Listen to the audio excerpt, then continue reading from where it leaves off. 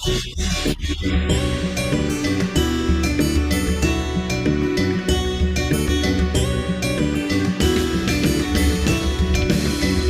isang bansa sa malayong silangan, upirang ngalan perlas ng silanganan.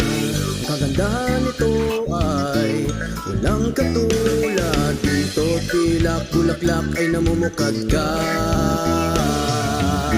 Bangon upir, bangon tayo ay maahon sa mga dayuhang umalipin ng unang panahon. Tumindig ka, gulat ang iyong mga mata, panahon na sabi ng abayahawa. Hello mga kapatid, mapagpalang araw, hapon o gabi sa lahat ng ating mga tagapakinig, lalo na sa ating mga taga-subaybay. Salamat sa inyong mga sumusubaybay sa aming talakayan. Nawa mayroon din kayong natututunan sa aming mga tinatalakay sapagkat ito ay talagang on the spot. Mga tinatalakay namin ang mga aklat na ito ayon sa aming pagkaunawa sa mga habilin ng mensahero. So ngayon, pagpapatuloy tayo sa pagtatalakay sa aklat ng unang Leviticus, Kabanata 8. Unang Leviticus, Kabanata 8, ang pagtatalaga kay Aaron at sa kanyang mga anak. Sinabi ni Yahweh kay Moses, isama mo sa harap ng toldang tipanan si Aaron at ang kanyang mga anak na lalaki. Dalhin mo ang kanilang kasuotan at ang langis na pantalaga. Dalhin na rin ninyo ang torong panghandog sa kasalanan, 2 lalaking tupa at 1 basket ng tinapay na walang pampaalsa. At tipunin mo roon ang buong bayan. Sinunod naman ni Moses ang utos sa kanya ni Yahweh. So yung nakaraang kabanata ay ang instruction. Ngayon, ang kabanata 8 naman ang actual na pagtatalaga. Verse 5. Nang ang buong kapulungan ay nagkatipon na, sinabi ni Moses Ba't sa walang bayanan. sound mga kapatid? Walang sound sis? Meron. Naka-bluetooth ka ba sis? Baka yung Meron, bluetooth mo sis. sis? Okay lang po kami.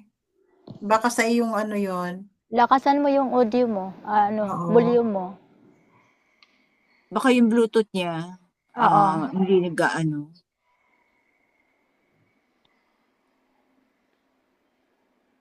Okay, verse 5 Nang ang Okay. buong kapulungan ay nagkatipon na, sinabi ni Moses sa sambayanan na ang gagawin nila ay utos ni Yahweh.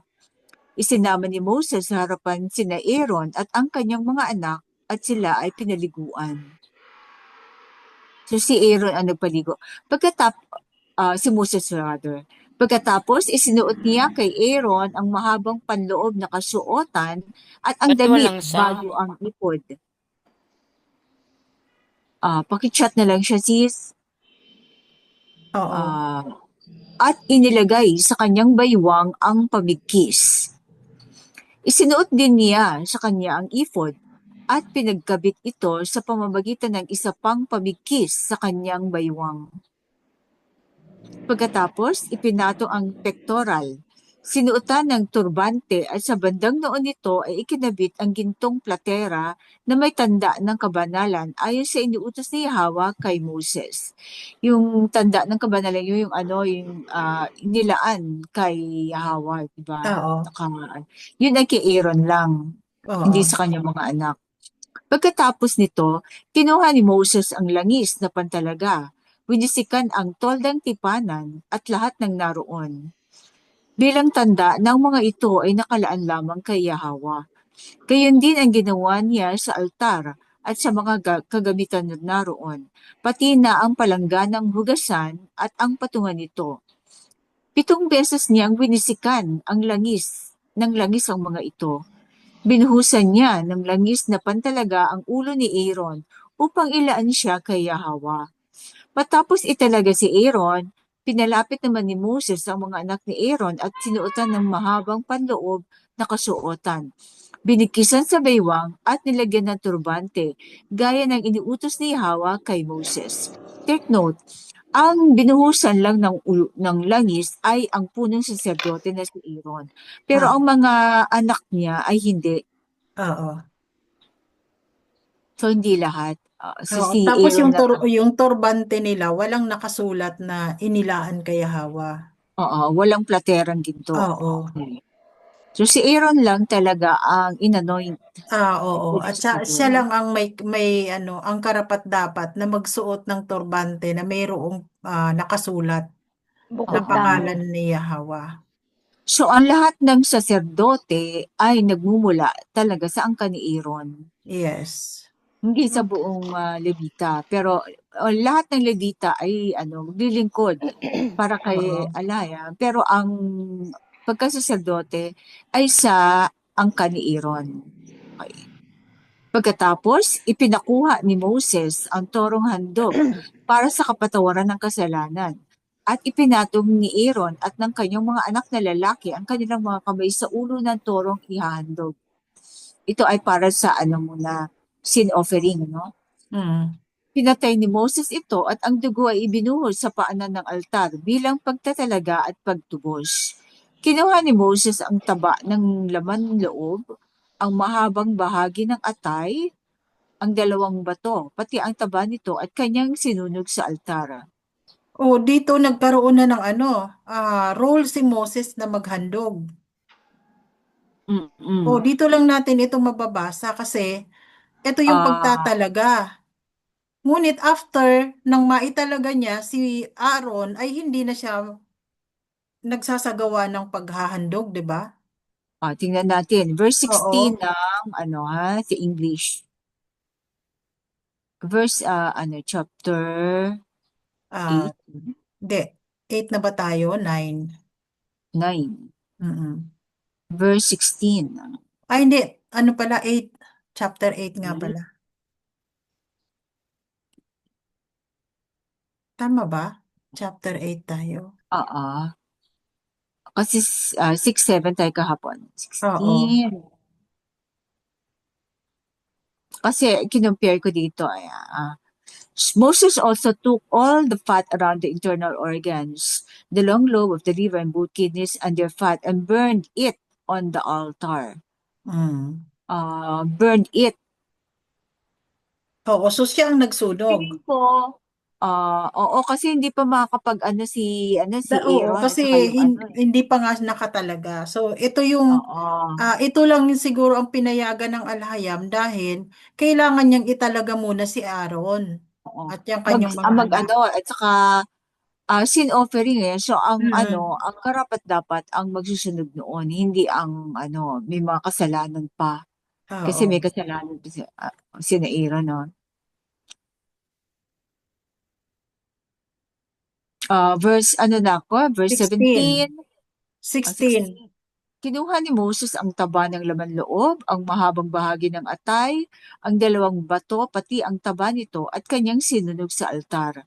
Ang balat, laman at dumi nito ay sinunog naman niya sa labas ng bulwagan, gaya ng iniutos sa kanya ng alahayam. So mag-isa pa siyang nag-aano nito Oo. nag-minister no? Oo, kasi siya pa lang. Mm-mm. Verse 18. Pagkatapos, kinuha ni Moses ang lalaking tupa na iaalay bilang handog na susunugin. Ipinatong din ni Aaron at ng kanyang mga anak ang kanilang mga kamay sa ulo nito bago ito pinatay ni Moses. So, ibinuhos ni Moses ang dugo nito sa palibot ng paanan ng altar. Kinatay niya ang tupa at sinunog ang ulo at mga pira-pirasong laman, pati taba nito. Hinugasan niya ang laman loob at mga hita nito ng tubig na may asin at sinunog lahat sa altar bilang handog na susunugin kay Yahweh. Gaya ng utos sa kanya ng alayam. Ang, ah, ang usok nito ay mabangong samyo kay Yahweh. So siya pa rin ang nagbuhos ng dugo. Verse 22. Pagkatapos, kinuha niya ang isa pang lalaking tupa na handog na pantalaga. So, ito naman ay pantalaga. Ipinatong din ni Aaron at ng kanyang mga anak ang kanilang mga kamay sa ulo nito.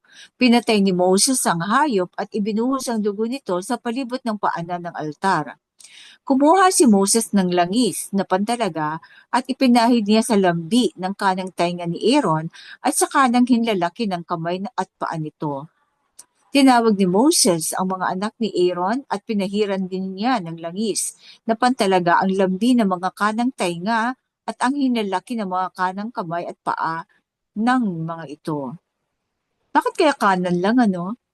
Mm. Pagkatapos, kinuha niya ang taba ng buntot, ang tabang bumabalot sa laman loob, ang mahabang bahagi ng atay, ang dalawang bato, pati taba nito, at ang kanang hita ng tupa.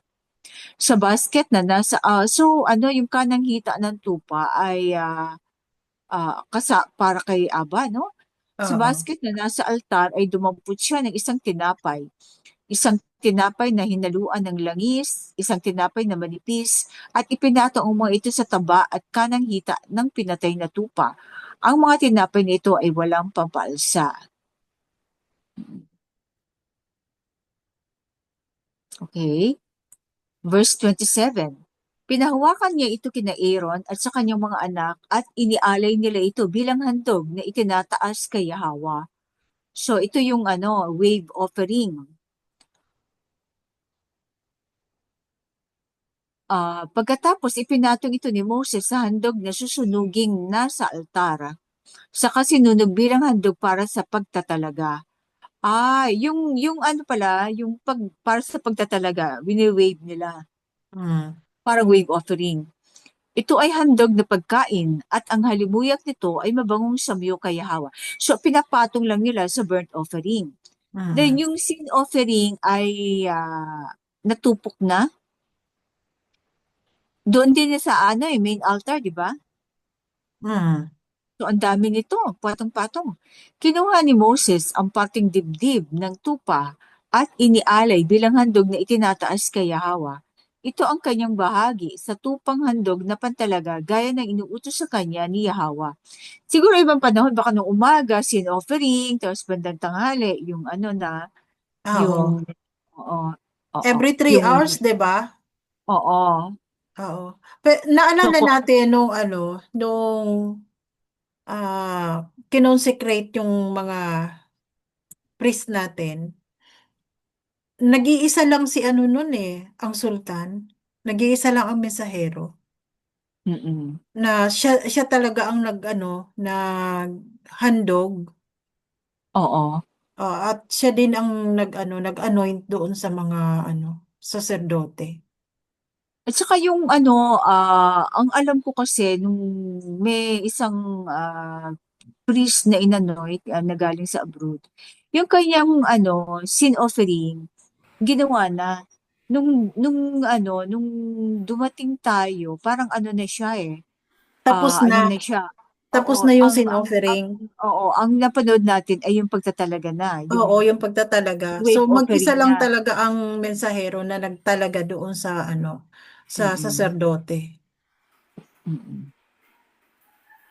Yung priest, okay. Oo, so ito yung ginampanan din ni Moses Oo. na siya din ang na mag-isa ang naghandog para sa pagtatalaga sa kay Aaron at sa kanyang mga anak. Mm-mm. Pero yung mga sumunod na na batch, mayroon na siyang katuwang, 'di ba? Oo. Hmm. Yung din. Oo, so So, yung matanda na si Moses at dito saka kaya yung mga sumunod, wala na siyang hindi na siya ang participation, si Aaron hindi na. na siya ang naghandog, 'di ba? Oo. Oo. Sila na yun sila Oo ano, na, oo na, oo na. oo. O, yung punong Oo, yung punong yung kahan na ngayon oo. Pa talaga yun. Okay, Oo. verse 30 tayo. Yes, 30. Okay. Kumuha siya ng langis na pantalaga at winisikan si Aaron at ang kanyang mga anak, pati ang mga kasuotan nila. So, langis, hindi dugo, Oo. Kasi napakabaan ng dugo, ma-defile sila. Ganito sila itinalaga kay Yahweh, pati ang kanilang mga kasuotan. Tinan mo, kung dugo yan, defiled na agad ang kasuotan. Mm. Dugo yan. Pagkatapos, sinabi ni Moses kay Aaron at sa kanyang mga anak, dalhin ninyo ang laman ng karne sa may pintuan ng toldang tipanan. Iluto ninyo ito at kainin, kasama ang tinapay na nasa basket ng mga handog sa pagtatalaga, gaya ng ipinag-uutos sa akin. So, sa toldang tipanan, ibig sabihin hindi nila pwedeng kainin yun sa labas. Mm. Ang matira ay inyong susunugin. Okay, susunugin, no? Mananatili kayo sa pintuan ng toldang tipanan ng 7 magkakasunod na araw ng Sabat hanggang matapos ang pagtatalaga sa inyo.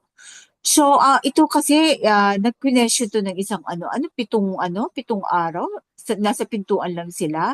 Mm. Ang sinabi niya, binago ito ng mensahero. Siguro yung nito, nasa loob sila, 7 araw silang nasa loob ng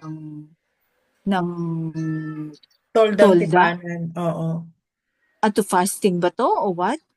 Pero ang sinabi ng mensahero, 7 magkakasunod na araw ng Sabat Oo. hanggang matapos ang pagtatalaga sa inyo. So, hindi ibig sabihin na 7 araw kayong nandun lang at hindi Oo. umaalis. Sabat lang. Oo. Bali, sunrise to sunrise sila Oo. magpa-fasting. Hmm. Parang ganun no? Oo, 'di ba nag-fasting din yung mga priest natin Oo. dati Oo. bago sila italaga. Oo. 7 Sabat. Oo. Hanggang matapos ang pagtatalaga sa inyo. Kasi cleansing yan eh. Oo, cleansing.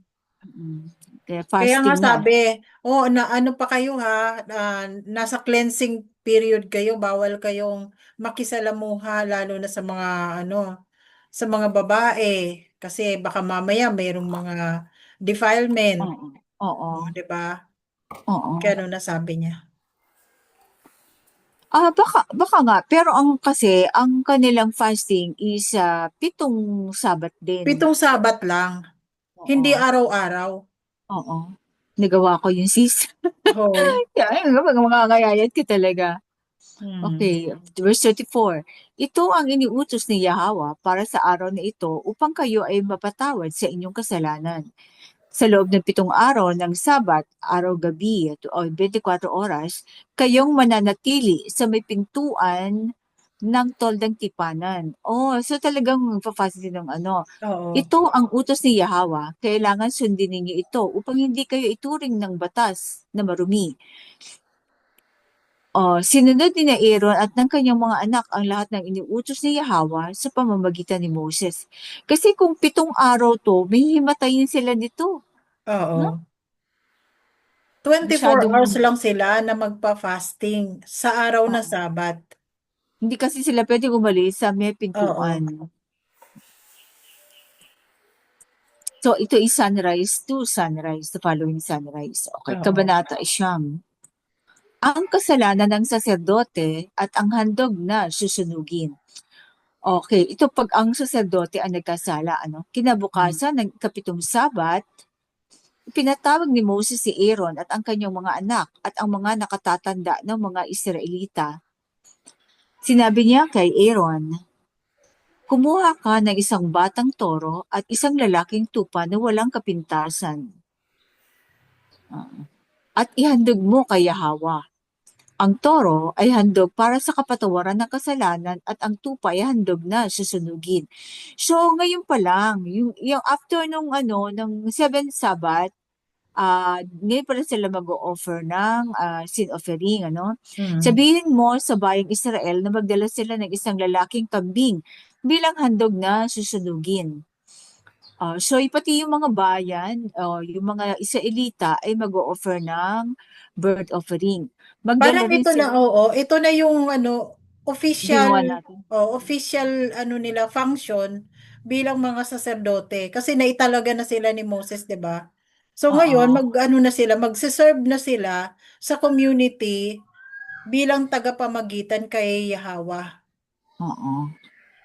Okay, Verse 3, sabihin mo sa bayang Israel na magdala sila ng isang lalaking kambing bilang handog na susunugin.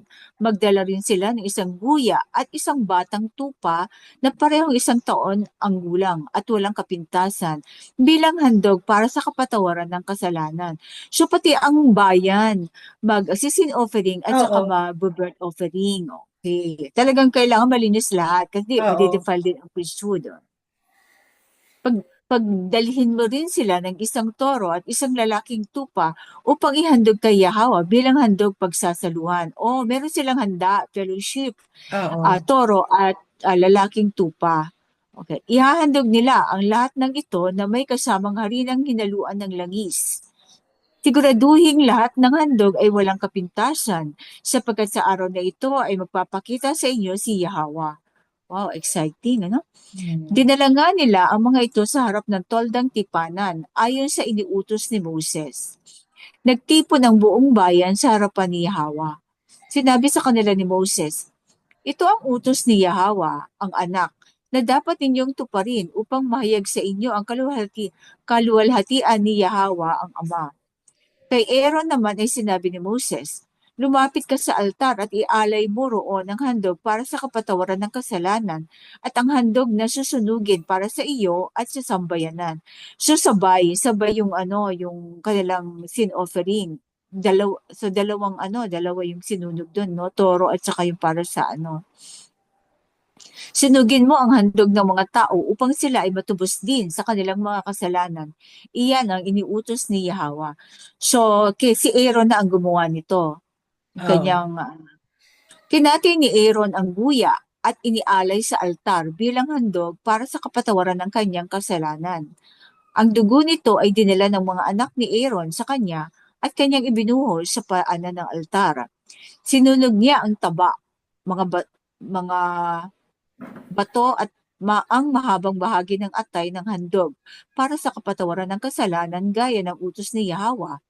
Ang laman at balat nito ay sinunog naman niya sa labas ng bulwagan. Kinatay rin ni Aaron ang handog na susunugin. Ibinigay sa kanya ng kanyang mga anak ang dugo nito at kanyang ibinuhos sa paligid ng altar. Hindi, inilagay ko doon. Oo. Ibinigay din sa kanya ang bawat pirasong kinatay na handog. Pakimute po.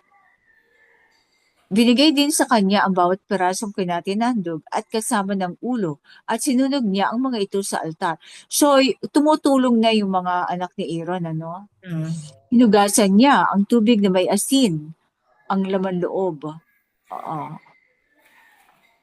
ang mga hita at sinunog din sa altar, kasama ng iba pang bahagi ng handog na susunugin. Kaya, after nun, burnt offering naman. Ang kasalanan ng bayan at ang handog pagsasaluhan. So, ito naman ang sin offering ng bayan at saka ang kanilang fellowship offering. Pagkatapos, inilapit sa kanya ang lalaking kambing at pinatay niya ito bilang handog para sa kapatawaran ng kasalanan ng buong sambayanan. Ang handog na susunugin ay inihandog din niya ayon sa utos. Kumuha siya ng isang dakot na harina mula sa handog na pagkaing butil at sinunog ito sa altar kasama ng handog na sinunog sa umaga. O parang ipinatong lang niya dun sa handog na sinunog sa umaga. So, dakot lang ng harina. Sa kahuli-hulihan ay pinatay niya ang toro at ang lalaking tupa. Ang handog ng mga tao para sa pagsasaluhan. So, siguro bandang gabi na to, no? Hapon. Ang dugo nito ay dinala kay Aaron ng kanyang mga anak at ito naman ay ibinuhos niya sa paligid ng altar. Ang taba naman ng mga ito ang bahaging inilaan para kay Yahweh. Ang nasa buntot, ang bumabalot sa laman loob, mga bato, at ang mahabang bahagi ng atay. Ipinatong niya ang mga ito sa handog na susunugin. Pagkatapos, ang mga taba ay sinunog niya sa ibabaw ng altar. Ang dibdib at kanang hita ng mga hayop ay ginawang handog na itinataas para kay Yahweh ayon sa iniutos ni Moses. So, ang dibdib at ang kanang hita, yun ang wave offering. Yun, pwede kasi itaas yun kasi wala nang Itinaas ni Aaron ang kanyang mga kamay at ibinasbasan ang mga tao. Pagkatapos mag-alay ng mga handog, bumaba siya mula sa altar. So itinaas lang ha, hindi nag-ano ng cross, no? Ah, naalala ko kasi yung dati, ano? Sina Moses at Aaron ay pumasok sa toldang tipanan. So si Aaron na ay parang orientation ni Aaron, no? Oo. Paglabas doon, binasbasan nila ang mga tao at nakita ng lahat ang maningning na kaluwalhatian ni Yahweh. So siguro yung sasakyan ng no, mula sa presensya niya, nagkaroon ng apoy at tinupok ang handog na susunugin, pati ang taba na nasa altar. Oh, so natupok bigla, ano? Oo. Hindi nila kailangan sunugin. Oo. Kasi Hindi kusa nila siyang, hindi na sinulat dito na naglagay oo, ng mga nagbabagay, no? oo, Nang makita ito ng mga tao, sila ay napasigaw sa tuwa at nagpatira pa. So ito ay malakas na tanda na si Aaron nga ang itinalagang oo, punong saserdote. So, Apositay, Kabanata 10. Ang kamatayan ni Nadab at Abihu. Okay, verse. Ang dalawang anak ni Aaron na sina Nadab at Abihu ay kumuha ng sunugan ng insenso. Nilagyan nila ito ng apoy at nagsunog ng insensong hindi nararapat sapagkat hindi ito iyong itiutos sa kanila ni Yahweh. Kaya't mula sa presensya ni Yahweh ay lumabas ang apoy at tinupok sila. Siguro right there and then ba? Ganung pangyayari to? oo. Nung araw din ng pagtatalaga, kumuha sila Unauthorized ng, kasi, 'di ba? Unauthorized anong incense. unauthorized? Iba yung insensong ginamit? O, Hindi inutos. o Hindi, hindi inutos, hindi hindi nila inutos. Oo, gawain yun. oo. Siguro medyo, Nagsarili sila ng ng pagsusunog oo, na hindi inuutos sa kanila. oo, dapat si Aaron, di ba? Oo, Sinabi ni Moses kay Aaron, ito ang kahulugan ng sinabi ni Yahweh.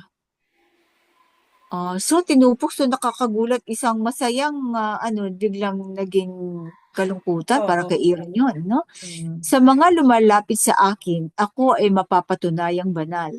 Sa harapan ng mga tao, dapat akong parangalan. Siguro, oo nga, dapat maingat ang paglapit Mm. sa alahayam. So, unauthorized ang Baga, nagpasikat siguro. Yun nga Walang pa, nagpasikat walang yung pag, dalawang anak walang niya. pag, oo, walang pagpapakumbaba. Mm. So, siguro nakita ng alaya, yan, sige. Hindi kaya sila karapat dapat, kaya tinupok. Hindi nakaimik si Aaron. Siyempre, alahayam na yung hindi siya Oo. makapagprotekto. Kaya't ipinatawag ni Moses sina Mishael at Elzaphan, mga anak ni Uziel na tiyo ni Aaron, bali pinsan ni Aaron, at sinabi Mm. sa kanila, alisin ninyo sa harap ng santuario ang bangkay ng inyong mga pinsan at ilabas ninyo sa kampo. Lumapit ang dalawa at inilabas nga nila ang mga bangkay na suot pa rin ang kanilang mahabang panloob na kasuotan. Kasi defiled yun no? Oo. Defiled na yun, patay yun. Sinabi, so saan to? Bandang altar ba to? O ano? Nasa altar na sila, 'di ba? Nasa altar pa sila.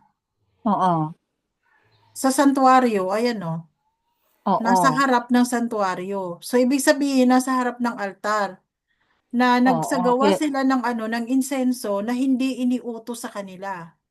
baka kumuha ng apoy. Basta may mga Oo, procedural yan Kumuha oo. baka kumuha pa ng baga sa sa may altar, Hmm. Okay, verse 6. Sinabi ni Moses kay Aaron at sa dalawang anak nitong si Eleazar at Itamar.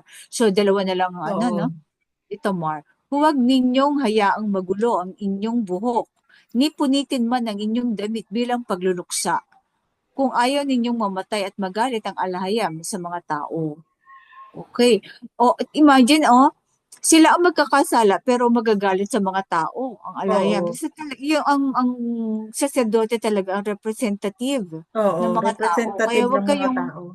huwag kayong magluluksa kasi ang mga tao ay dapat magdiwang dahil sa pagtatalaga at paglilinis nila, no? Hmm. Ngunit ang inyong mga kamag-anak at lahat ng mga Israelita ay maaaring magluksa sa mga tinupok ni Yahweh. Okay. Pero sila, Hindi sila ah, pinayagan na magluksa. Si Aaron oo, at saka yung control. dalawang anak niya. Oo, control nila talaga ang emosyon kasi sila ang Oo. representative nila. Ibig sabihin, ah, hindi sila nalugod sa ginawa ng alahayam pag ganun, di ba? Mm. Huwag kayong lalayo sa pintuan ng toldang tipanan. Kung hindi, kayo ay mamamatay, sapagkat kayo ay itinalaga na ng langis ni Yahweh at sinunod nila ang iniutos ni Moses. So, kaya ang punong saserdote talaga ay hindi nagkikipaglamay. Mm. Hindi siya maaaring Makipaglamay kahit sa anak niya, asawa niya, hindi siya pwedeng at sa magulang, makipaglamay. Oo, kahit sa magulang, no? kaya nga.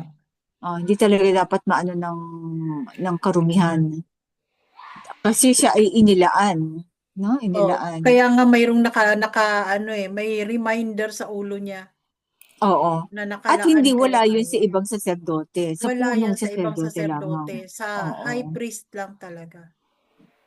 Punong saserdote. Okay. So, ano yung ah, na okay, verse 8. Sinabi ni Yahweh kay Aaron. So, ganun pa lang, tinest na sila ng fire. Oo. Di ba? Pagluluksa agad ang unang nila. So, at pagiging saserdote. Okay. Verse 8, sinabi ni Yahweh kay Aaron, tuwing ikaw at ang iyong mga anak ay pupunta sa toldang tipanan, huwag kayong iinom ng alak o anumang inuming nakalalasing. Mamamatay kayo kapag ginawa ninyo iyon. Ito ay tuntunin na dapat tuparin ng lahat ng inyong salinlahi. Oo, kasi may alkohol yung kanilang katawan, no? Oo. Dapat ninyong malaman kung alin ang sagrado o hindi, at kung alin ang malinis o marumi, upang ang lahat ng iniuutos ko kay Moses ay maituturo ninyo sa sambayan ng Israel. Paano yung rabing alcohol? Grabing alcohol. Wala Oo. namang yun dito na nabanggit na specific. Pero bawal sa kanila eh, habang sila ay naglilingkod. Kung Oo, sila ay so nasa loob, tampuhugas lang, no? oo, pag sila ay nasa loob ng tuldang tipanan, eh, bawal sa kanila yung ano. Hindi, sa panahon natin ngayon, yung rubbing alcohol kasi is alcohol pa rin siya. May content pa rin. At Oo, saka, alcohol pa rin. pag naglagay ka ng alcohol sa kamay, baka magliyabang kamay mo. At Oo, saka nag-evaporate yun. Iba yung amoy nun, di ba? oo. Baka hindi allowed, no? Hmm. Hugas talaga ng kamay ng tubig. Okay, Oo, verse 10. tubig lang, oo. Sinabi ni Moses kay Aaron at sa dalawa pa niyang natitirang anak, sina Eleazar at Itamar, kunin ninyo ang natira sa handog na pagkaing butil kay Yahawa na ginawang tinapay na walang pampalsa. Kainin ninyo ito sa tabi ng altar, sapagkat ito ay ganap na sagrado. Okay. Kakainin ninyo ito sa santuario sapagkat ito ang bahaging para sa inyo at sa inyong mga anak na lalaki mula sa pagkain inihandog kay Yahawa. Ito ang iniutos niya sa akin. Ngunit kayo at ang inyong mga anak na lalaki at babae ay maaaring kainin ang dibdib at hita ng handog na itinataas. So sa family naman, para sa family Sa ng family ng ng priest. sacerdote, Oo, oo, dibdib at ang hita. Kakainin ang kanang hita ito alam ko, no? oo. Yung harapan, no?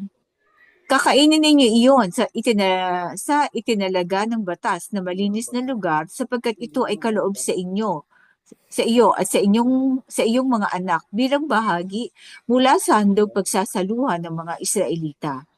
Ang dibdib at ang hitang binanggit ay dadalhin nila sa altar kasama ng mga taba at iaalay bilang handog na itinataas kay Yahweh. Ito ang bahagi para sa iyo at sa iyong mga anak panghabang panahon ayon sa utos ni Yahweh, kasama ng mga taba. Hmm. Yung lahat ng parte. na para kay Yahawa. ito, wave offering para kay So, wave Yahawa. offering. Pero Oo. yung mga taba, hindi nila dapat kainin, no? Mm. Oo. Yung para kay Yahawa yung Ay, ang paglilinaw. pag, paglilinaw. Ang pagkain ng matabang bahagi ng malinis na karne ay hindi ipinagbabawal. Sinusuportahan ito ng talata sa unang Leviticus sa chapter 3 verse 17. Ayun na daanan natin. Oo. Verse 16. Pero hindi ito taba na bumabalot sa laman loob. Mm. Ito ay siguro sa mga bandang balat. Ayan, yung mga yung mga nasa buto din, di ba? Oo. Verse 16. Nang siyasatin ni Moses ang tungkol sa kambing na inihandog para sa kapatawaran ng kasalanan, natuklasan niyang iyon ay nasunog na. Nagalit siya kina Elijah at Itamar at ang sabi, bakit hindi ninyo kinain sa banal na lugar ang handog para sa kapatawaran ng kasalanan? Oo, dapat kakainin nila yung yung sin offering ng mga ng mga tao. Oo. Oo, yung laman loob lang dapat ang ang sinusunog sa Hindi ba ninyo alam na ganap na sagrado iyon at ibinigay sa inyo para maalis ang kasalanan ng buong bayan ng Israel sa harapan ni Yahawa upang sila ay patawarin niya sa kanilang kasalanan? Parang yun ang punishment, no? Oo. Kakainin ng mga pare. Dapat sana ikinain ninyo roon ang handog para sa kapatawaran ng kasalanan gaya ng ipinag-utos ko. Okay. Sumagot si Aaron, sa araw na ito ay naghain sila ng handog para sa kapatawaran ng kasalanan at handog na susunugin para kay Yahawa. Ngunit ganito ang mga sinapit ko. Matutuwa kaya si Yahawa kung ako ay kumain ngayon ng handog para sa kasalanan? Sumang-ayon si Moses sa mga sinabing ito ni Aaron. Oo nga naman kasi nagluluksa sila eh. Oo. Parang pagluluksa nila. Tapos kakain pa sila ng So, ang mga tao pala ay kasi sila ang ang mga saserdote ang representative ng ng alahayam. So, pag sila ay naghandog para sa kanilang kasalanan, parang ang dapat kumain, kung parang inaapis mo ang alahayam, pero ang kakain nun ay ang mga saserdote. Di ba? Oo. Oo, parang gano'n. Kaya dapat kainin ng mga saserdote para maapis. Kumbaga ang alahayam. Kabanata 11. Mga hayop na marumi at malinis. Ito yung yung mga itinuturing na marumi at malinis. Sinabi ni Yahweh kina Moses at Aaron, ganito ang sabihin ninyo sa bayang Israel. Sa mga hayop na lumalakad sa lupa, makakain ninyo ang lahat ng hayop na biyak ang kuko at ngumunguya ng pagkain mula sa sikmura. Yung tinatawag sa Ingles na CUD o CUD, yung kasi usual katulad ng baka na may dalawa ang sikmura niyan. Kumbaga may pre-digestion, tapos sa kanila nga nguyain, saka pupunta pa lang sa sa bituka talaga, Yeah. Verse 3, mayroong mga hayop na ngumunguya lamang ng pagkain mula sa sikmura o may biyak na kuko lamang. Ngunit hindi ninyo dapat kainin ang mga ito. Yung pag-isa lang, kailangan dalawa. Yung yung dalawang requirement ay nami-meet. Kaya ang kamelyo, kahit nangumunguya ito, ngunit hindi biyak ang kuko, ay di dapat kainin. Oo, parang wala siyang sapatos di ba? Yung kukong malaki. Parang parang ang paa niya parang sa pusa lang o sa aso, di ba? Po. Ang dagang gubat ay ngumunguya rin ng pagkain mula sa sikmura, ngunit hindi biyak ang kuko. Hindi ito malinis, kaya di dapat kainin. Ang kuneho ay ngumunguya rin ng pagkain galing sa sikmura, ngunit hindi rin biyak ang kuko nito. Hindi ito malinis. Ang baboy, biyak nga ang kuko, ngunit hindi ngumunguya ng pagkain mula sa sikmura. kaya hindi ito dapat kainin. O isa lang ang sikmura ng baboy, no? Hmm. Huwag kayong kakain ng karne, ni hihipo man ng bangkay ng mga hayop na ito. Marurumi ito para sa inyo. So pag buhay, pwede mong hawakan pero hindi pagpatay, hindi never na never at saka never kakainin. Okay, paglilinaw. Mga pamantayan para sa mga hayop na maaaring kainin. Ang una, may biyak na kuko. Pangalawa, ngumunguya na pagkain mula sa sikmura. Halimbawa, baka, kambing, kalabaw at tupa. Kung ang dalawang pamantayan ay hindi natutugunan, hindi maaaring kainin ang hayop na iyon.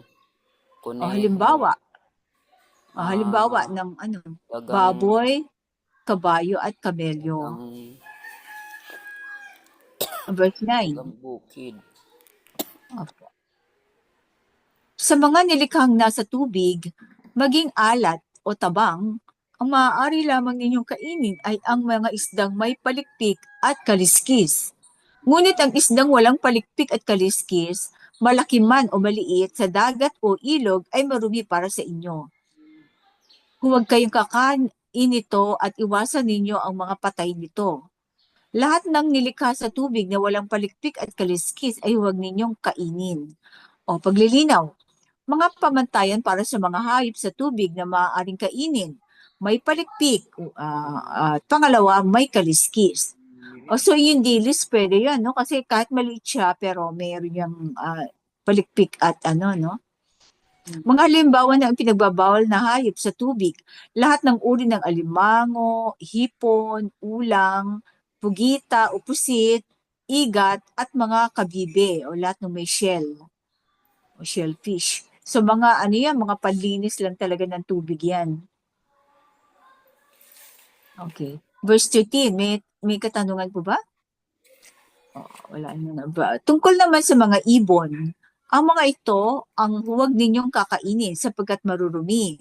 Ang agila, ang buwitre at ang agilang dagat, ang lawin at ang limbas at mga kauri nito. Lahat ng uri ng uwak, ang ostrich, panggabing lawin, mga lawing dagat at mga kauri nito. Lahat ng uri ng kuwago, ibong Pwede palang maninisid. kainin yung pelikano. Lahat ng uri ng tagak, tarikitik, paniki at kabag, ostrich, Ibong panggabing maninisid ng isda. Kuwago, Oo, yung lahat mga dagat, naninisid. lawing dagat at mga kauri nito. Ang Kuwago, kuwagong, ibong maninisid ng isda. oo. Ang kuwagong parang may sungay at ang pelikano. Okay, ang lahat ng uri ng tagak, ang Ibong taliktik, mandaragit. paniki at kabag. Ano yung kabag? Kabog. Paniki din. Pero mas maliit. Mas maliit kaysa sa paniki. Parang Kabog. sa mga prutas. Oo. Oo. Fruit bats. Okay. Paglilinaw. Pansinin na ang lahat ng mga ibong bawal kanin ay mga ibong mandarigit o bird of prey. So yung mga kumakain ng mga Kapwa hayop. kapwa at saka may mga patay pa. Oo.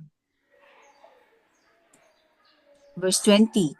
Lahat ng kulisap na may pakpak at may 6 na paa, ngunit tumalakad sa 4 na paa ay marurumi para sa inyo, tulad ng mantis. Balang na mahahaba ng ulo, balang na kulay berde at bawat balang na ilang na may maari ninyong kainin. Sis Rodim.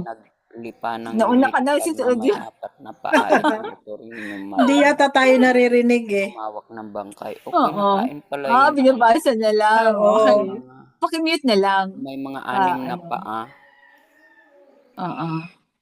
May Sis mga Rodim, naririnig mo kami. 6 na paa tulad ng sa 4 ngunit lumulundag katulad ng tipaklong Oo. Kasi wala ka Okay. kasing co-host kaya Oo. yeah. Sige. Ko na. Na-mute. Okay. Okay, tuloy. Verse 20. Verse 20, lahat ng kulisap na may pakpak at may 6 na paa, ngunit lumalakad sa 4 na paa ay marurumi para sa inyo tulad ng mantis. Ang sinumang humipo ng kanilang mga patay ay magiging marumi hanggang gabi. Sino mang, lagyan natin yung G, no? Para may mga kulisap,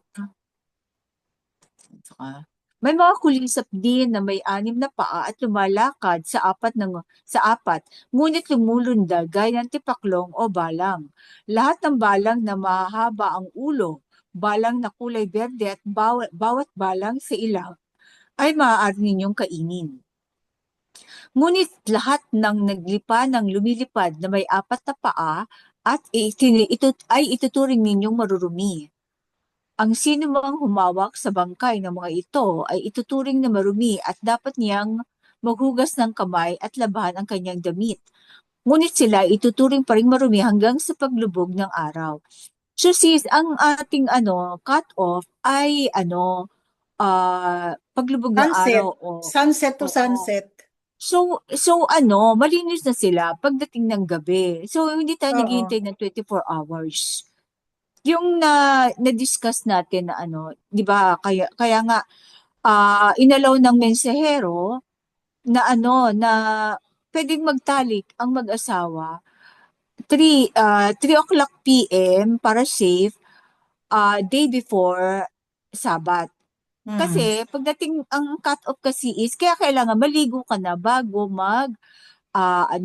Bago mag 6 p.m. Oo. So halimbawa, nagkasala ka ng umaga, pwede ka nang maligo ng tanghali. Kahit Oo. mo na hintayin yung 6 p.m. Basta ang kailangan cut-off 6 p.m. So Oo. hindi na nila kailangan maghintay ng 24 hours. Tulad nung diniscuss natin. Kasi cut-off nga ang So, ganun ganun ka lenient ang alahaya. Meron kayong cut-off. Okay, yan. Para maglinis, kumbaga. Verse 21, may mga kulisap din na may 6 na paa at lumalakad sa 4, ngunit lumulundag gaya ng tipaklong o balang. Lahat ng balang na okay, tayo, no? Tapos na pala yan. Ito, sa 24, ang sino mang humawak sa bangkay ng mga ito ay ituturing na marumi ay dapat niyang maghugas ng kamay at labhan ang kanyang damit. Ngunit sila ituturing pa rin marumi hanggang sa paglubog ng araw. So, kailangan hugas at laban ng damit. Siguro, kasama na yung ligo dito, no? Oo. Verse Kasi ito, 26. kumbaga hindi Oo. ito kasalanan, kundi defilement lang. Oo. Kasi, lalo na pag meron kayong yung ba yon, yung house of prayer? Oo. Bahay dalanginan. Oo. Kasi, alalahanin niyo yung mga iba dyan, may mga allergy, nakaka-allergy din yan, di ba? Mga maliliit na particles silang na sa katawan. Okay, verse 26.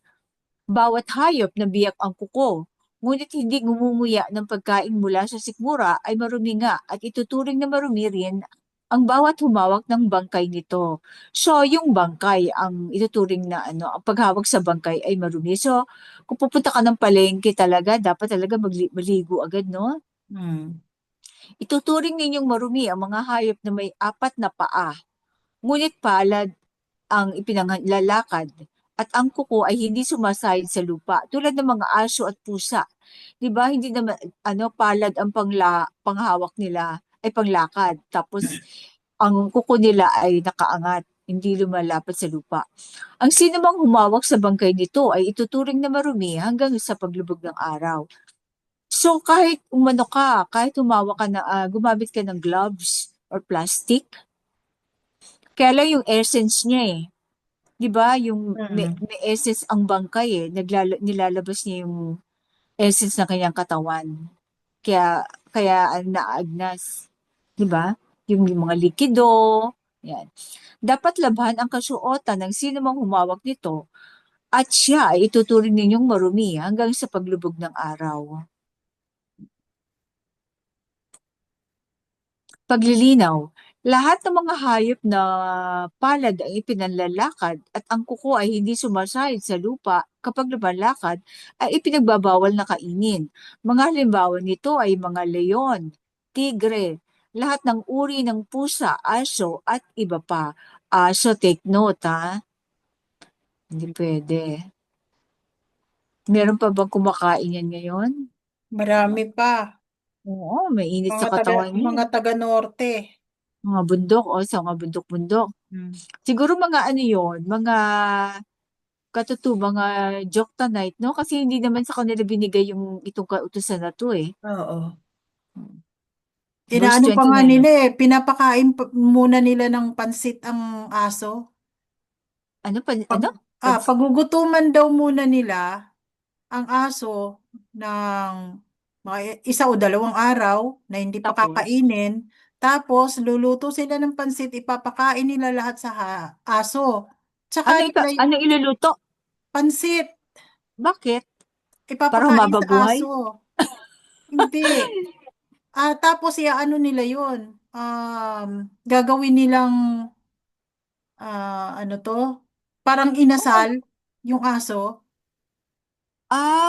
O parang pang yung ano, yung laman loob, Iro-roast parang nila ano, yung aso. ngayon, parang ano, ah, so, Ewan ko so, sa ano. Alam ko sa i-ano norte nila, lang ang i-ano gumagawa nila niyan. yon, ililitsunin, nandun yung pansit Oo, sa loob. lilitsunin nila na may pansit sa loob. Ay, hindi na nililinis na laman loob. Ay, hindi ko alam sa Mga kanila. mayayat yun. Pero ang sabi naman sa hero, pag daw nag-ano ng kambing, ganun, pinapainom muna ng suka para mawala siguro yung lansa. Hmm. Pinapainom nila ng suka bago nila katayin. Pero yung kambing, yung malinis na hayop yun. Pero although ang Oo. kambing kasi medyo makunat at saka maano eh, di ba? May Hmm. iba yung lansa niya kaysa sa ano, sa mga baka, di ba? Manok. Okay, verse 29 tayo. Sa mga hayop na naglipana sa lupa, ituturing ninyong marumi ang mga sumusunod, ang bubuwit, ang daga, at lahat ng uri ng bayawak. Okay, ang tuko, ang buwaya, ang butiki, ang bubuli, at ang hunyango. Kasi mga kinakain dito, mga ano din, no, mula sa lupa. Ano? Sa lahat ng mga hayop, wait. Inaayos ko din kasi yung spacing. Sa lahat ng mga hayop na lumalakad sa lupa, sila ay marurumi. At sino mang, eh, at sino mang humawak sa alinmang patay nito ay ituturing na marumi hanggang sa paglubog ng araw. Kung ang alinman sa mga ito ang mamatay at lumagpak sa damit, kagamitang kahoy, balat o anumang kagamitang pang-araw-araw, ituturing na marumi ang nilagpakan nito hanggang sa paglubog ng araw. Kailangan ibabad sa tubig ang nasabing kagamitan. Kung sa palayok ito mahulog, ituring ding marumi ang laman nito at dapat nang basagin ang palayok. Okay. Kasi iba yung amoy ng ano niyan, essence niyan, pumunta na sa palayok. Ano mang pagkaing may sabaw o inuming tubig na malagay dito ay ituturing na marumi. Marumi nga ang anumang lagpakan ng ganitong uri ng patay na hayop. So kahit pala yung mga ano, no, yung water dispenser na nalagyan ng lamok, marumi na Hmm. yun. Oo. Oo, kasi dugo pa nga iniina ng lamok. Kaya dapat talaga maingat, nililinis lagi. Yung Hmm. mga, ano, kitikiti, di ba? Oo. Oo. Marumi, puti. Kung mahulog sa kalan o palayok, dapat sirain ito. Ituturing ng marumi iyon. Kalan na ano, lutuan, yung clay, pero kasi Oo, yung clay. Oo. pero ang kalan na yung lutuan, di ba, inaano naman ng bagay yon? Kailangan sirain na rin? Hindi siguro kasi ito yung mga kalan natin na mga ano, mga modern na. Pwede mo Oo. ano, punasan lang yan ng disinfectant. Oo, pero yung kalan na ano na clay, Ang matigas. ang sinasabi kasi dito, yung kalan na made of clay Oo, pero kahit malagpakan o ng patay na palayok. ano, so palayok, hindi yung Mm-mm. lutuan. Yung mga sisidlan ng pagkain, hindi yung Oo. lutuan mismo. Kasi ang lutuan kasi, mainit na mainit yung wala Oo, namang mainit yun eh. anong ano, Mm. mikrobyo o ano dun, di ba? Yun nga lang, baka mga mo yun, di ba? Anyway, Mm. syempre yung essence din ng ano, pagpalagay, butiki yan, o inipis Oo. yun. Okay, verse, anong verse ko? 36. 36. Ngunit ang batis o ipunan ng tubig na malagpakan nito ay mananatiling malinis. Ibig sabihin yung dam siguro ito, ipunan ng tubig at saka Ipunin batis ng kasi tubig. flowing. Oo, basta Yung flowing. water yan eh. Oo, flowing. Ay malinis pa rin. Mm. Gayunman, ang humawak sa patay na hayop ay ituturing na marumi. So kung ano, gumamit ka na lang ng patpat o ano, mga plastic na ano. Kung ang patay na hayop ay lumagpak sa binhing pananim, ito ay mananatiling malinis. Kasi ano naman siya, kung dry. Ngunit kung ang binhi ay babad na sa tubig, magiging marumi na ito. Kasi ililibing mo naman yung binhi, di ba? Mm. Ibaba mo naman sa lupa. So, malinis pa rin siya. Pero pag nabasa na, papasok na sa loob ng binhi yung ano no, essence ng ano, Mm. ng patay. Okay, 39. Kung matagpo ang patay ang anumang hayop na maaaring kainin, maliban na lang kung ito ay sadyang kinatay, ay hindi dapat hawakan o kainin. Ah, wait. Lagyan natin ito ay hindi dapat lagyan natin ng ito. So ito yung ano, tinuturing ng batas na malinis na hayop pwedeng kainin. Pero natagpo ang patay, ano, hindi dapat hawakan o kainin kasi ano, hindi mo alam kung anong ano kinamatay niya, 'di ba? Baka Mm. ano lason or ano, 'di ba? O baka 3 araw ng 2 araw ng patay. Unless sadyang kinatay, dapat maligo at labahan ang kasuotan ng sinumang kumain o bumuhat nito at siya ituturing na marumi hanggang sa paglubog ng araw. O pwedeng kainin. Siguro pag taggutom na talaga, no? Mm. Tagtuyo, tagutom. Nakakita ka ng ano, ng namatay sa ang hayop sa gutom. Pwede mo sigurong kainin. Kaya dapat alam mo kung anong kinamatay eh. Baka may nakaing ano, no? Pero mananatili siyang marumi hanggang sa paglubog ng araw. Maliligo siya, defiled siya. Kasi at least na ano, na-digest na, no? Verse 41. Lahat ng maliliit na hayop na gumagapang sa lupa ay huwag ninyong kakainin sapagkat ito ay marurumi. Maging ito ay gumagapang sa lupa o naglalakad na may 4 na paa o higit pa. Mga gagamba, yan, langgam. Okay. Huwag ninyong dudumihan ang inyong sarili sa paghawak ng alinman sa maruruming hayop na ito. So kahit buhay, huwag ninyong hawakan, ano? Yung mga, ano, yung sinasabing baboy-babuyan, gano'n, di ba? May maliliit sa mga lupa. Ah, kahit hawakan, kahit buhay, ano, yung hawakan. Mga ana, yan. Huwag ninyong okay. Panatilihin ninyong malinis ang inyong sarili. Italaga ninyo ang inyong mga sarili at magpakabanal sapagkat akong si Yahweh na inyong alahayam ay banal. Ako ang naglabas sa inyo sa Egypt upang maging alahayam ninyo. Dapat kayong maging banal sapagkat ako ay banal. Ito ang mga tuntunin tungkol sa mga hayop, sa mga ibon at sa mga nilikha sa tubig. Ito ay para malaman ninyo ang malinis o hindi, ang makakain at hindi makakain. Kasi tanda ko yung mga mga medieval ages gano'n, 'di ba? Yung mga ano noon, yung mga bubonic plague, may mga plague noon na milyon-milyon ang namamatay. Pero ang mga Hebreo, ang mga Israelita ay hindi ano, ay hindi na ano na na hindi gano'n, hindi sila nagkakasakit.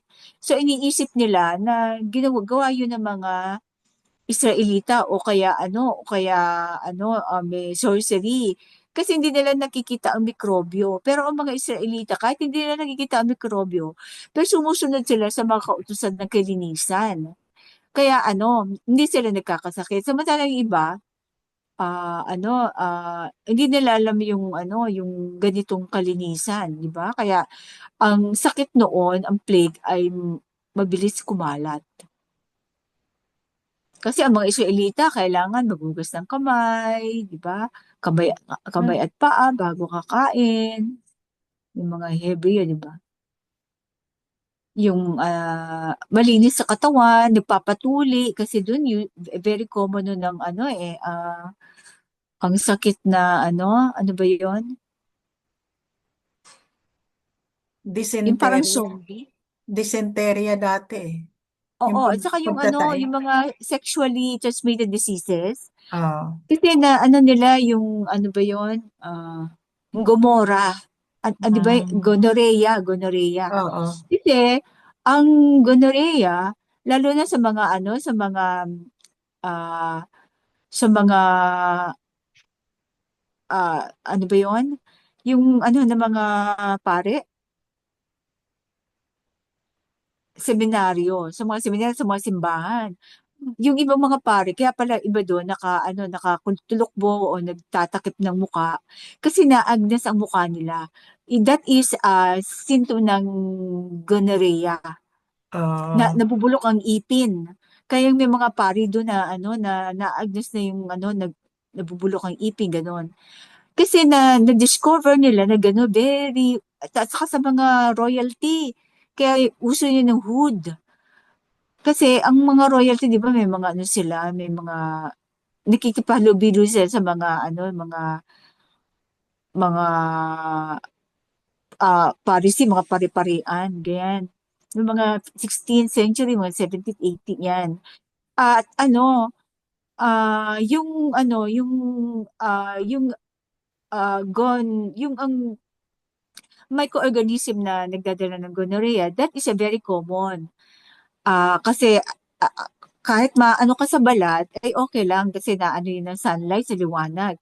Pero nag-multiply sila sa dark, dark spaces sa loob ng katawan. So naging common siya sa mga sexually sa pag kumalat siya sa mga na kumakalat siya sa pagtatalik. So ganun ang nangyayari. Tapos, pag hindi ka pa faith, faithful sa iyong kapartner, syempre, natural na kakalat yun. Which is naging prevalent siya sa Europe that time. Then, nag-discover nila, kahit sa mga nung pinag-aralan nila yung mga kinamatay ng mga, even yung mga baby, na ang nanay ay may gonorrhea, makikita nila ang brittle, ang mga buto. Tapos yung mga baby na pinag noon, ultimo kapapanganak pa lang, ang ngipin nila nabubulok agad. So kaya pala yung mga European, sabi nila, yung mga British yung pangit ang ngipin. Kumbaga na until ah, ah, basta madaling mabulok ang ipin. Ganun. So nagiging symptom 'yon ng mga diseases na hindi nakikita kasi ng naked eye during that time. Na ang mga Hebrew, ang mga sumusunod sa batas ng alahayam ay nakakaligtas sa mga ganong sakit. Dahil kaya pag may binigay na batas ang alahayam, hindi mo dapat i-question. Kahit hindi nila naintindihan, bakit ganyan? Bakit kailangan maghugas pa ng kamay? Bakit kailangan wag ituturing ka marumi pag nakipaglamay ka, kailangan maligo agad kasi hindi mo nakikita yung essence ng patay na nasa loob ng silid, 'di ba? Kaya natatandaan ko din, may share ko lang, natatandaan ko din yung sinabi noon na ina-attend natin sa may sa sa Quezon Memorial Circle na defile daw tayo. Pero kung pag-aaralan mo, hindi defile kasi open air yon. Madi-defile ka kung papasok ka sa isang closed, parang silid o tent or kwarto na may carcass doon o dead body. Doon ka madi-defile. Pero pag open air, hindi. Kasi alalahanin natin, ang mga Israelita ay nasa open air. 'Di ba pag may mga nadaanan silang nakipaglaban sila, pagpatayan sila, unless hinahawakan nila yung patay, hindi sila defiled. Pero pag halimbawa nagkalat hindi sila defiled kasi open air yun. Pero pag humawak sila, madi-defile sila. Kaya yung mga 'di ba, yung mga nagbuhat, yan, mga defiled yan. Pero yung iba na hindi naman humawak, hindi sila madi-defile kasi open air. Unless kapapasok ka sa isang tent na may patay doon. Doon ka madi-defile. Kasi yung essence no, nakulob. Yun ang hindi na-explain na maayos noon. Kaya sinasabi nila defiled kasi kasi tinanong din natin yan sa mensahero, tatandaan mo? Yung pwede nga sa UP, sabi niya. Sa Quezon, pumayag siya. Wala siya sinabi tungkol sa unless sa Quezon Memorial Circle noon, unless papasok ka doon mismo, doon Sa sa loob libingan. oo, doon sa building ng Oo. pero pag open air, hindi naman. Kasi wala na yung essence doon ng Ang sementeryo ayan, kasi maraming nilibing dyan. O, Mm. siguro sa lupa noon, may essence ng mga patay yun. After nung nalibing ng brother ko, sabi nung isang kapatid natin doon sa Bicol, kung hindi ka naman humawak sa kabaong o sa mismo sa body, ang defilement mo lang ay 24 hours. So, isang lang daw yon, isang paligo. Pero yung mga galing doon sa humawa ka ba? Sa amin naman, ako talagang hindi ako humawak sa kabaong. Pero sa silid. Doon mismo sa pinagburulan sa kanya na silid, pumasok kami doon, pero hindi ako humawak Oo. sa kabaong. Pero naligo ka naman, di ba? Oo, O, nag-cleansing ako pag-uwi. for 7 days. Oo. Oo. Tama naman. Oo, Mm-mm. to make Magaan sure, naman. oo, talagang nag-cleansing ako for 7 days. Oo.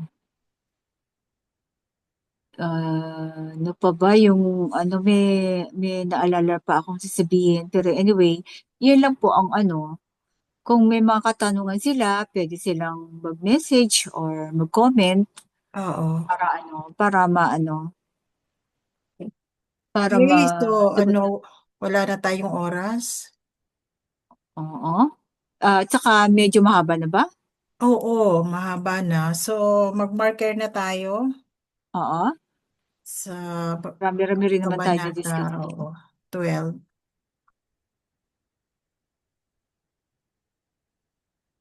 At saka yung pagpasok nga pala sa columbarium. Hmm. Napaka-defile niyan. Kasi maraming patay dyan. At saka kulob yan, di ba? Kasi nga naman, ang gusto nila doon, kulumbahan, kasi hindi sila maulanan, hindi sila Oo. maarawan. Pero very defiled. Mm-mm. Tapos ngayon pa, yung iba, nasa ilalim pa ng mga simbahan. Doon Mm-mm. sila naglalagay, sa ilalim ng simbahan. So lahat ng papasok mismo, doble ang defilement. Triple pa. Sabi nga ng mensahero, pag kumbaga defile yung lugar na yun, di ba hindi tayo pinag-aano ng house of prayer. Isa sa mga requirement, pagtatayo ng house of prayer, malayo sa sementeryo. Oo. At malayo din sa CR.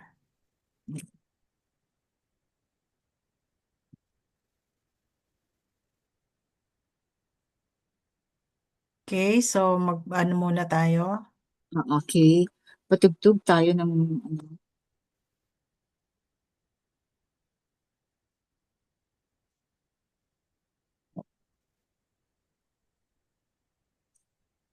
Mga kapatid, salamat sa pakikinig. Biblia, Shalom. Shalom. Shalom.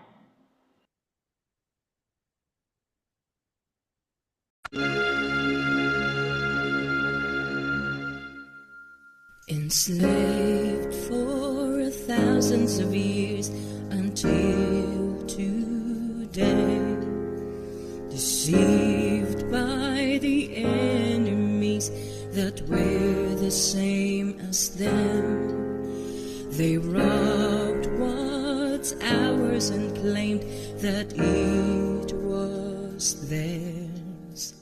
Now that we know the truth,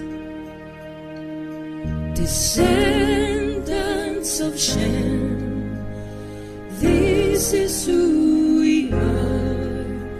Descendants of Shem, proclaim it to the world.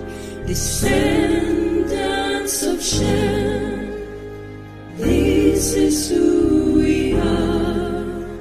Descendants of Shem, proclaim it to the world.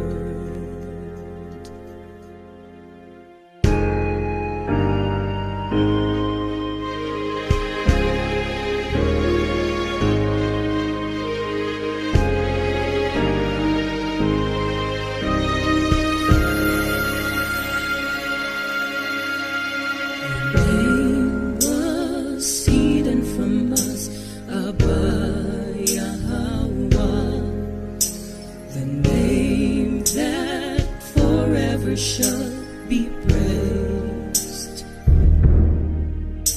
You've set us free from slavery of the enemies, and you're the light that guided us through our ways. But now we know the truth. Descendants of Shem, this is who we are. Descendants of Shem, proclaim it to the world. Descendants of Shem, this is who we are. Descendants of Shem, proclaim it to the world.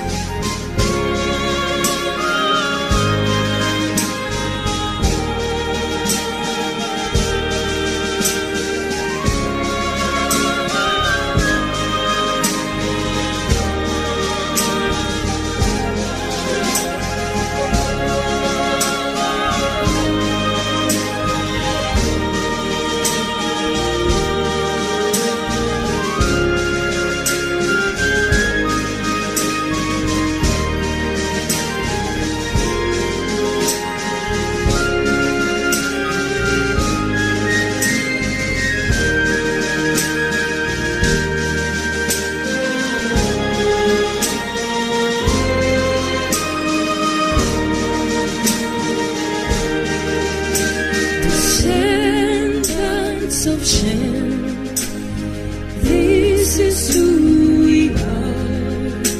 Descendants of Shem, proclaim it to the world. Descendants of Shem, this is who we are.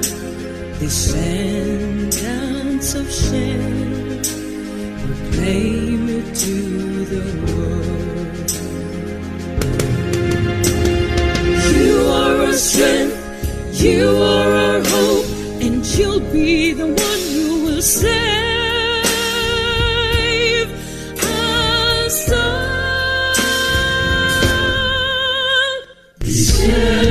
Sentence